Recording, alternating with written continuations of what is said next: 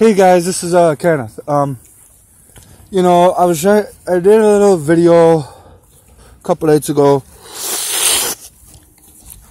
about, you know, how to kind of even, kind of make it, I did a video a while ago about how to kind of cut down the links a little bit. But then I got to thinking, they want it to be strategic. So, okay, if they want it strategic, okay, it's going to be strategic. So, I started thinking, about what ways links could be a little bit better. How they could use it to improve the links. And I figured, there's some people that, they would like to be able to adjust the arrows so their deck could go off a little bit more. So then that's what I got to thinking, like say everybody knows there's the 2 extra monster zones, alright? But there's a lot of monsters that have that up arrow that end up, that everybody summons into that extra monster zone at first. Well, what a lot of people don't realize, and yes, I know people that are watching this are more than likely going to know this, that arrow on a link monster you control going to your opponent's side of the field, that allows your opponent to be able to special summon a monster in that monster zone that the arrow is pointing to. So, it helps your opponent out a little bit more. But also in the end, if they're doing that, 9 times out of 10, they're already going to OTK. They're going to come close to OTK and they're going to have an answer for anything that you do. So, this is from the perspective of somebody that plays that doesn't really care for link monsters, but also would like to see them get a little bit more support on a general plane. Like a few spells, a few traps, and a few different monsters.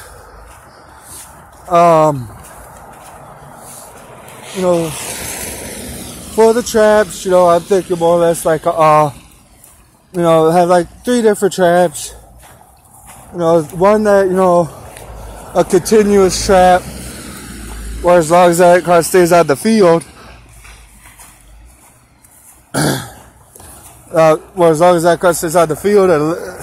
or that link monster stays on the field, you can alter the arrow. Or alter one of the arrows to where, say like Proxy Dragon and stuff like that. Gives you more options to be able to special summon monsters from your extra deck. Because what the links do is they really cut back on a lot of the decks. Like the Invoke deck and stuff like that. Obviously, if I had an Invoke deck, I'd be praising the shit out of it right now. I don't have one right now. But I am kind of working on trying to build a little bit of a Frankenstein deck. So yeah, it could get pretty damn interesting. Let's put it like that. But anyways, back to what I was saying. Have a counter trap where as soon as say like because of the type of trap it is, obviously you're gonna have to put a pretty decent cost on it. All the spell cards are pretty. Well, let me finish up with the traps first. The trap cards will obviously be like where you special summon the counter trap, like where your opponent's about to activate. Now have it in the card effect. Activate only when your opponent is about to special summon a monster to a monster zone that one of your link monsters is pointing to. So that means you can't just activate it just to activate it to eliminate an opponent's chance. You have to do it when your opponent is about to special summon from the extra deck to an extra monster zone that one of your link monsters is pointing to. Pay 1,000 life points and change the arrow pointing from your opponent's side of the field to one on your side of the field. I even have a good name for it too. I just thought about this too. The name of that counter trap card could actually be Solemn Adjustment. You know, I mean, you've already got Judgment, Strike, Warning. You know, why not have, and I'm pretty sure there's another one I'm forgetting in there somewhere. So why, and they're all counter traps. So you have one for the XYZs, pretty much a strike. I mean, let's face it, that came out just before the links came out, so yeah. Then you have Solemn Warning, which negates the summon of any monster. Well, Solemn Strike also negates the card effects too. Solemn Judgment does the same thing, but it costs half your life points. You know? But also with Solemn Adjustment, you know, have it for, or you pay 1,000 life points for each arrow that is pointed to your opponent's side of the field.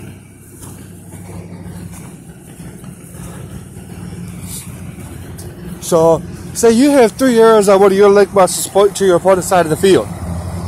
To eliminate your opponent from being able to special summon a monster on their side of the field, you'd have to pay 3,000 life points. You know? And then just for a regular trap, you know, just, okay, pay 1,500. You know, it'd be more of a defensive one where it doesn't really change the arrows, but pay 1,500 life points. Your opponent cannot special summon a monster from the extra deck to a zone that is pointed to by one of your link monsters. That's pretty much it for the traps. Now spells, you know, obviously the traps are going to be paying the life points. The spells, you can't really do the quick plays because obviously they slowed them down way too much with the link mechanic, with Master Rule 4. So one of the things I was thinking is pretty much all 3 of them continuous spell cards. You know, one of them being, you know, I don't know, I mean, this is just an idea for the name of the card. Dark Link Hole or Link Dark Hole. You know, every time I have it as a field spell. Not a field spell, but a continuous spell. Where each turn you pay 500 life points. This is mandatory. And each turn, every monster that is linked to one of your link monsters on your opponent's side of the field is destroyed and sent to the graveyard.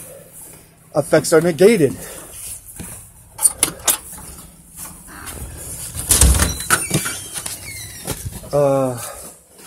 Yeah, I know, guys, I was walking. The second one, it'd be kind of like a, how would I say this? Kind of like a Raigeki. You know, this would be a normal trap that you could activate on your turn. On your turn, you activate it. Link Raigeki or some shit like that, you know. Excuse my language. But, get it where all monsters, once per turn, destroy all opponent monsters your opponent controls if they have a monster linked to what, their side of the field linked to one of your link monsters.